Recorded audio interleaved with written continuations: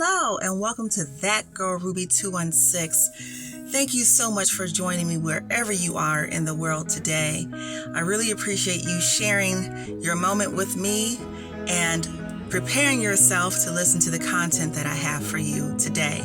But before we get started, why don't you hit that subscribe button so you can stay in touch with all the latest and greatest things that I have planned for us coming down the line. Okay, you want to stay tuned. And if you like what you hear, hit that thumbs up button because it helps me out a lot. And I want to make sure that you like what you're hearing. So without any further ado, should we begin? We should. I want to talk to you today about closed doors. And moreover than that, the blessing behind closed doors.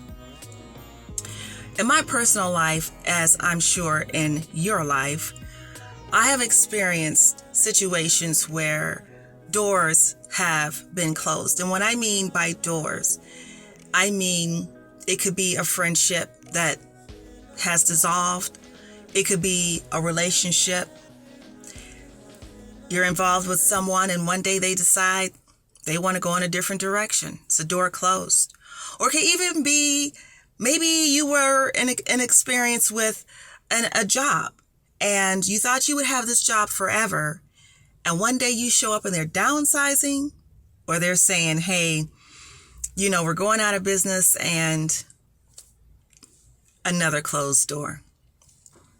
Now let's keep it real. Whenever a door is closed in our life, in most cases, it can be a little hurtful. In some cases, it can be very painful and hard to understand because sometimes it happens without warning. But as Prince said in the song Let's Go Crazy, I'm here to tell you there's something else.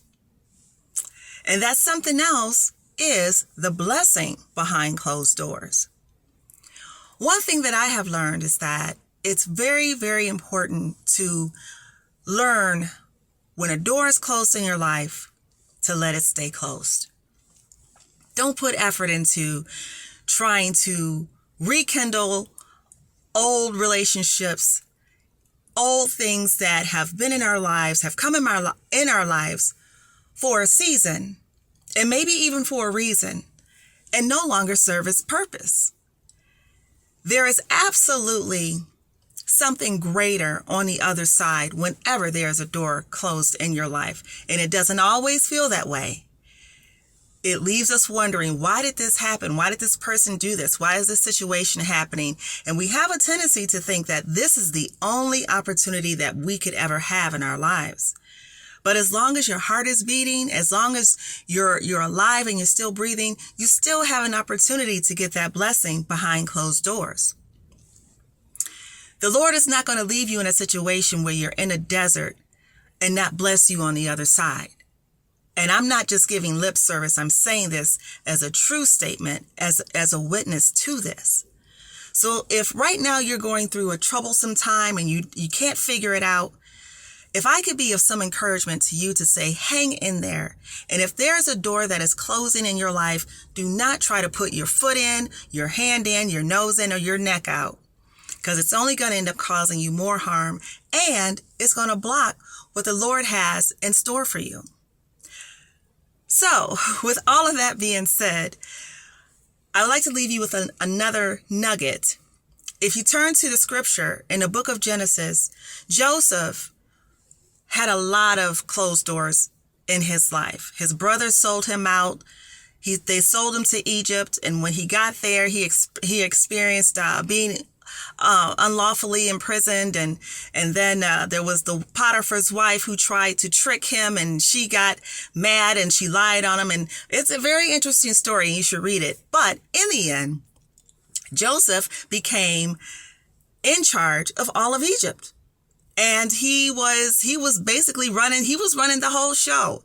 So I'm just saying, if you get time, look that up in the book of Genesis 38 chapter and read the book, the story about Joseph, and you will see how closed doors definitely have a blessing behind them. Thank you for letting me take a few minutes of your time to be encouraging. And remember, let the door close. The blessing is coming. It's on the way. I'll see you soon.